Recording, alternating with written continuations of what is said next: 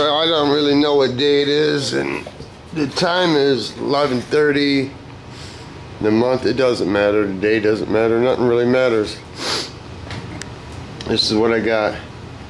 Billet polish, Mothers, Wizards metal polish, aluminum glow, some more Mothers, some chrome polish, and there's some stuff up there. When you have chrome, aluminum, brass, and copper, rule of thumb, it takes different cleaners to clean it. Otherwise it'll just scratch. And I would have to say I got a lot of copper, and brass, and chrome, and yeah, that's what I wanted. But anyway, see where that needs to be polished back up. But anyway, I went and got some angle iron and a 4x8 sheet of 18 gauge.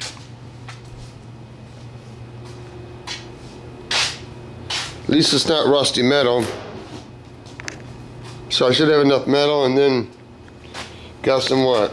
I think it's 1/8 inch round rod and an 1 by 1 inch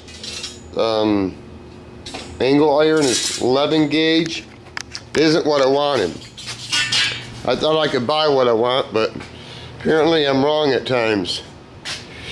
Because this is the problem that I'm running into, and I'm not at this problem yet. I'm just trying to think ahead.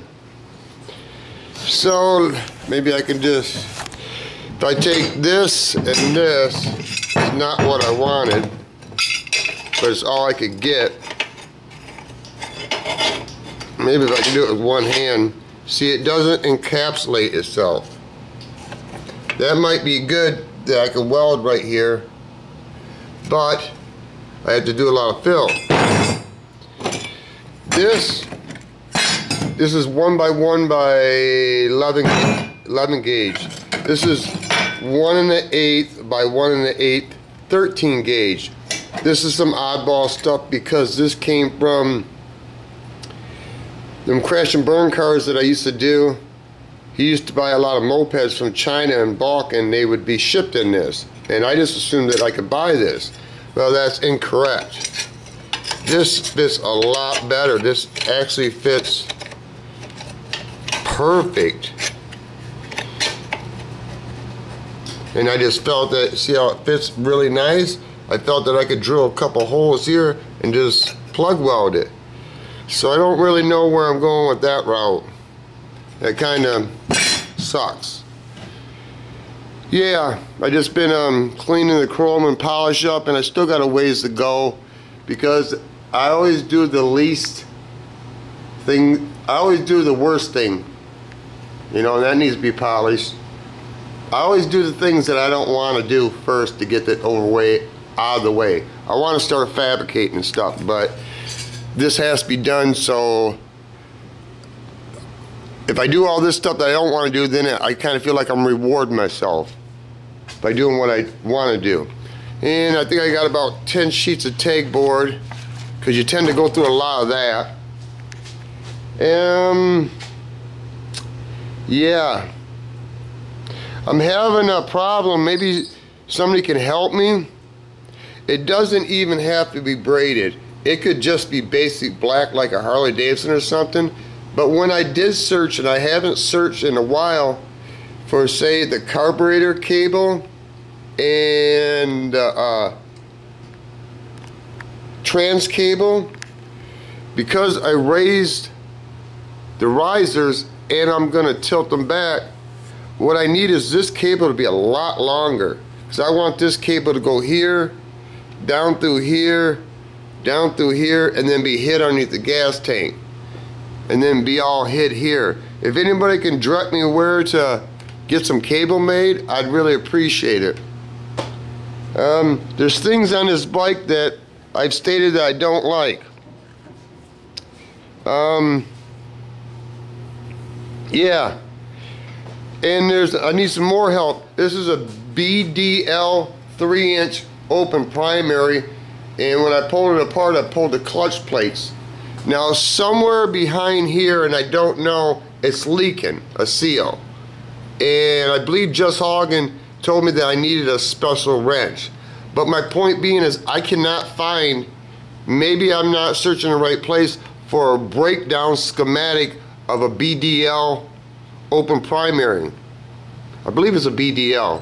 I'm almost positive. I need a breakdown of a schematic so I know what parts to buy and how to put it back together.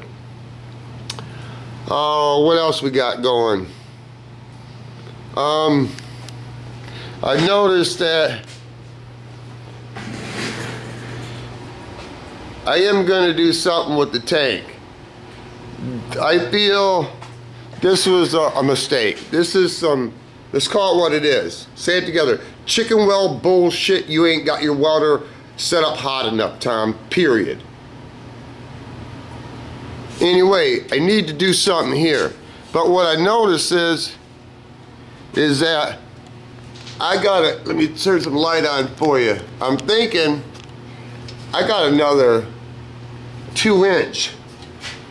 Let me get a tape measure because I'm sure I got one handy here. I could actually drop that gas tank down. Ouch. I could probably drop it down another 3/4 of an inch. And I could drop it in the back too. You know, I wouldn't have it sitting right up on there, but anyway, because I want it to be this part would be that part going on a downward downward slope. I don't know how I'm going to pull it off, and I'm not doing it today and not doing it tomorrow. I just think of things ahead of time, because when you do this to the gas tank, you got to make sure you got clearance here. I really want a Springer front end, but I just can't justify the money, so I'm just going to let it be. Like I said, I'm just going to start working on the chrome and the polish and try to finish that off today. And I got some words of wisdom for you. Like I said, this bike isn't just what I want. Now, I can look at this bike 2 different ways and say, it's nice, but it isn't what I really want, so fuck it. Or I can say, you know what? I do like it enough that I'm going to work with what I got. Is that compromising? Depends how you look at it. Depends how you judge things. I tend to be a perfectionist and want everything perfect. And it will drive me crazy, and there's no such thing as perfection. I'll give you an example. I got some heavy pitting here, and it shows. And I do not like it. I do not like it at all. I got some heavy pitting here that I don't like, and it shows. I got some heavy pitting on the headlight. It shows. Now I could have it re-chromed. I'm not sure. But here's my point. Let me go and do a little commercial break for you, shut the light off, and hopefully this video won't be too damn long.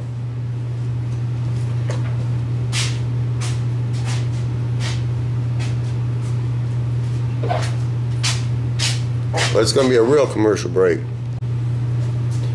You know, why do I want things perfect in my life? I know why. It's the way I was raised. And I'm not even going to go there. It's just something you learned. I'm not saying it's good, bad, or indifferent. It's just kind of instilled in me. But you know what? Just because you was raised that way, and it's instilled within you, and you've done it for so long, it doesn't mean you have to keep doing it. But I really do like things perfect, just in order. And it upsets me when I can't do things perfect. So I'll give you an example. I can just look at this bike and say, you know what? There's enough bad things about it, then I'm just gonna say forget it. I don't want to build it because I'm looking at all the flaws. Now I don't know if there's more. I would say there's more good parts on it than flaws. It's kind of like a relationship. You're in a relationship. In the beginning, you don't look at the flaws. As the years go by, you look at the flaws. Sometimes you just focus on the flaws and you forget about the good things. And you think that the flaws outweigh the good things. That's not necessarily always true. Before you make a life decision, it's best for me to analyze seriously what the outcome could be.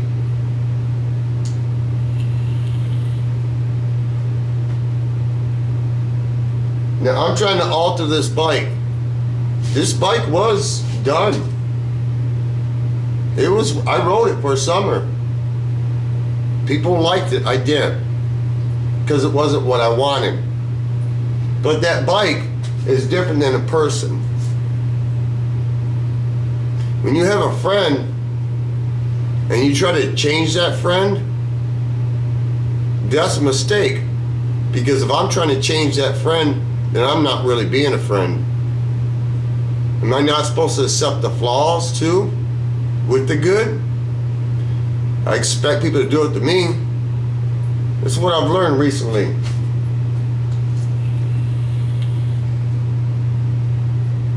What's the moral of the story? She doesn't ever really know.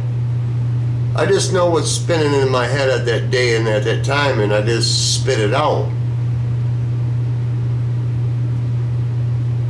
Some people say I'm almost there in this chop. No, that's not saying they're wrong. I'm just saying they've never built a bike, and neither have I. But I know it's a long ways to go because I know what I want to do to this bike. If I could choose and have that bike all together like it was in the magazine and painted the color I want, say purple, would I be happy? No. No, that isn't what I want this bike to be. I want this bike to be a piece of me. When somebody sees it, they might not know who modified it, because I can't say I built it. They'd be like, wow, that motherfucker was out there. You can modify cars and motorcycles and garages and shit like that. But if you start to try to alter relationships in your life, you need to step back a little bit. That's what I've learned. Step back. Why would I try to change somebody? I understand you try to change it for the good, but sometimes those people are not ready to hear what you got to say, even though your intent is good. So it's best just to back off sometimes and not pick out their flaws.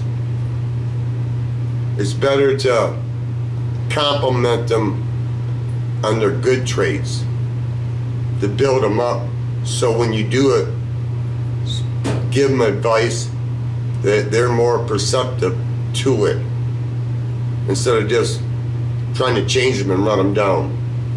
Anyway, I think court's adjourned. I'm done preaching,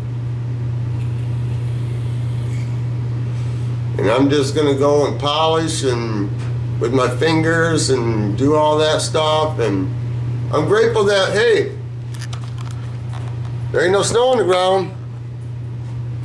You know, look at the positive, like I said. I really need to kick that positive shit right in gear. Because for a good part of my life, I look at things negative, and it got me places where I didn't want to go or didn't see. And it's just better to have a good outlook on life, because be negative all the time, you're gonna have stress, you're gonna have stroke, heart attack, fucking anxiety, worry, get nothing done, no hope. That's not what life's about. Life is about having dreams and hopes and trying to fulfill them as best you possibly can. And that's the real deal. She says, peace out, enjoy your evening. Amen.